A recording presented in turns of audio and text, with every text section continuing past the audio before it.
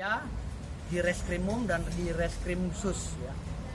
Karena kami anggap laporan saudara EW ini cacat hukum, cacat formil ya.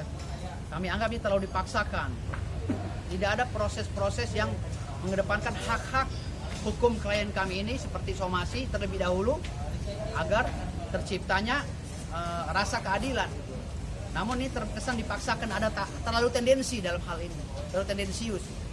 Karena kita tahu kalau orang ingin melaporkan pidana khusus dalam satu delik ya, harus si korban yang melaporkan. Yang kedua, ya kan? Yang kedua, harus menghargai SKB 3 Menteri. Ada pasal-pasal di situ yang perlu dipikirkan oleh oleh si pelapor sebelum dia melaporkan. Ada pasal-pasal yang memang harus diwujudkan di dalam somasi itu. Tidak lantas semerta-merta ini kita lihat baca surat STBL-nya ada pidana khusus, ada pidana umum digabungkan dalam satu STBL. Kan lucu. Kan melanggar pasal 36 atau 63 itu. Pasal 36 KUHP. Ya. Ya bahwa di dalam ayat 2 tuh jelas disebutkan bahwa setiap pidana umum dan pidana khusus sedang berjalan prosesnya bersamaan, maka pidana khususlah yang perlu dikedepankan lebih dahulu. Namun pidana khususnya administrasi hukumnya kan tidak dilaksanakan oleh mereka seperti somasi dan lain. Ini main cara barbar, datang laporan lalu keluar STBL terlalu tendensius. Siapa di belakang mereka? Tidak menghargai SKB 3 Menteri. SKB 3 Menteri nomor 225 154. Baca dong ke SKB tentang pedoman dalam implementasi pasal-pasal dalam Undang-Undang ITE nomor 16 tahun 2019.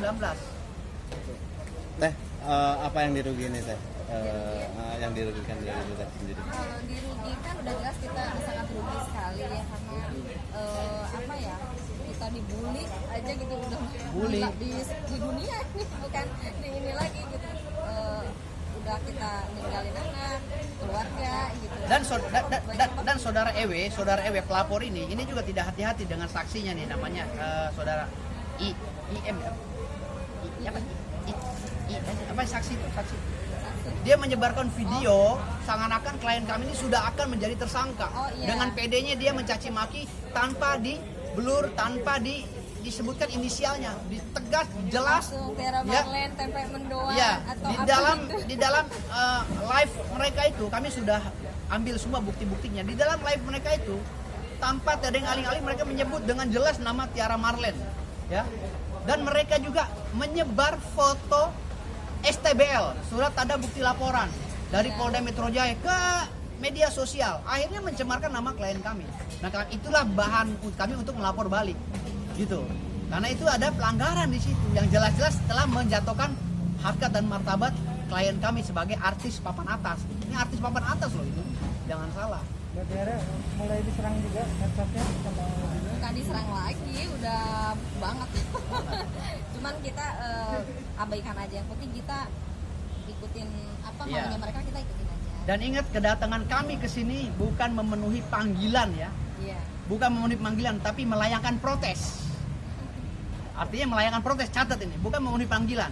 Kami datang ke sini melayangkan protes karena proses administrasi hukum pidananya cacat formil. Ya, dan saya sangat menyayangkan sekali kepada kuasa hukum daripada EW, kenapa tidak meneliti dulu, kenapa tidak membaca SKB 3 Menteri tentang pedoman melaporkan atau pedoman untuk mengimplementasikan pasal-pasal tertentu dalam Undang-Undang ITE nomor 19 tahun 2016. Kenapa ini? Sangat disayangkan sekali. Oke ya.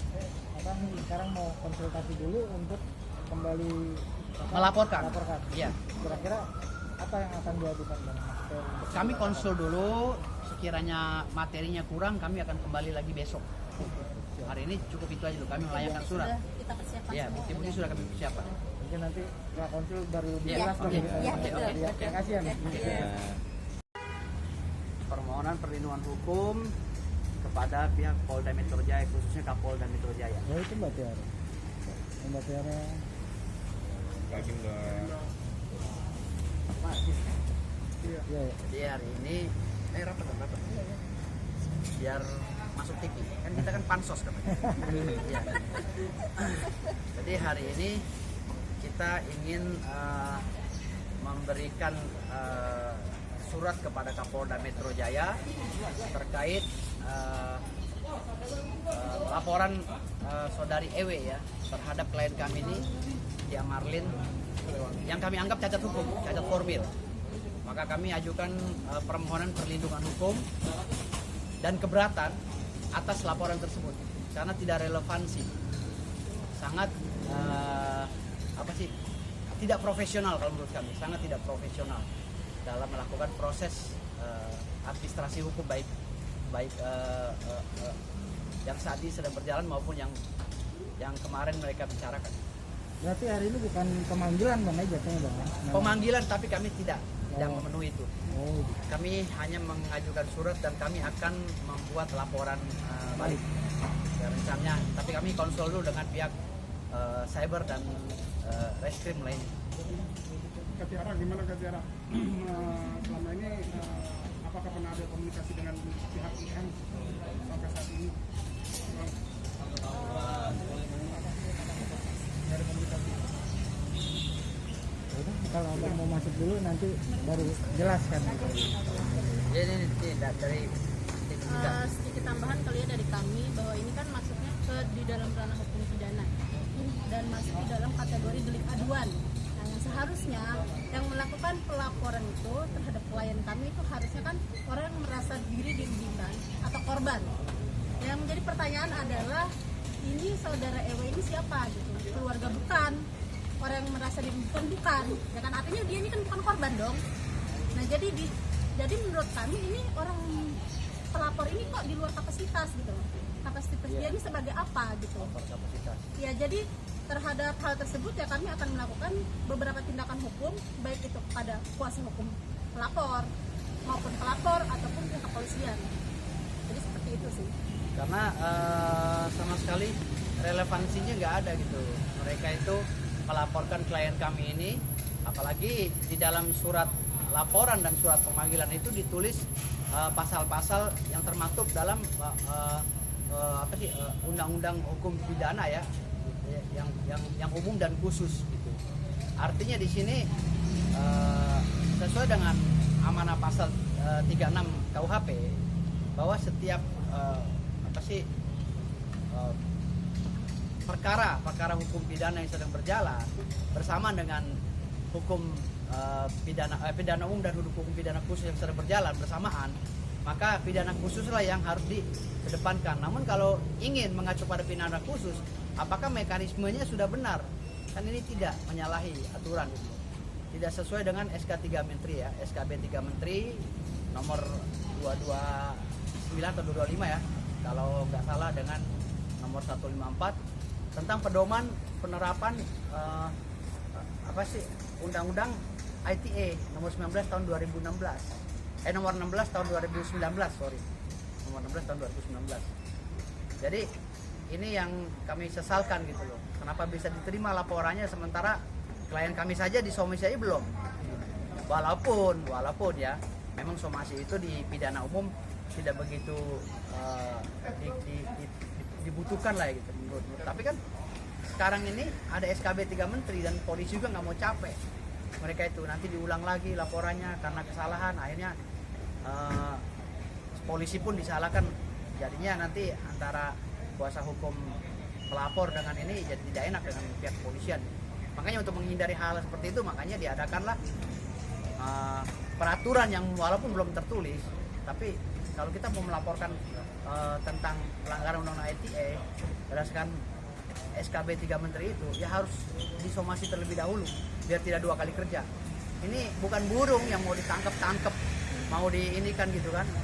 Apalagi sekarang ini EW itu dengan euforianya di media sosial, dia berbicara seakan-akan klien kami akan menjadi tersangka, ya kan, lalu ditangkap gitu kan. Nggak mudah seperti itu, nggak mudah. Tidak seperti apa yang mereka pikirkan. Yang saya sesalkan lagi, kuasa hukum EW ini tidak menerapkan itu. Jadi mereka ini ya akhirnya 11-12 gitu, sama-sama seperti orang yang tidak mengerti proses administrasi hukum pidana gitu, yang termaktub dalam SKB 3 Menteri itu. Makanya saya sangat sesalkan. Baca lagi pasal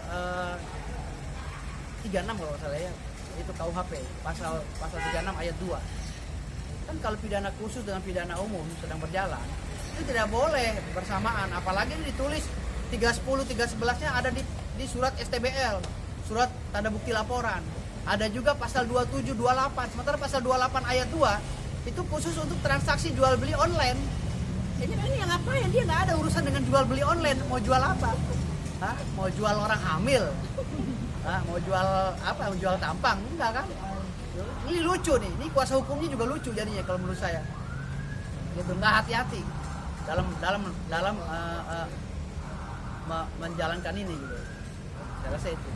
Bang, sedikit mengulang Bang, kedatangan ke Polda Metro Jaya sendiri apa Bang? Kedatangan kami ke Polda Metro Jaya ini rencana untuk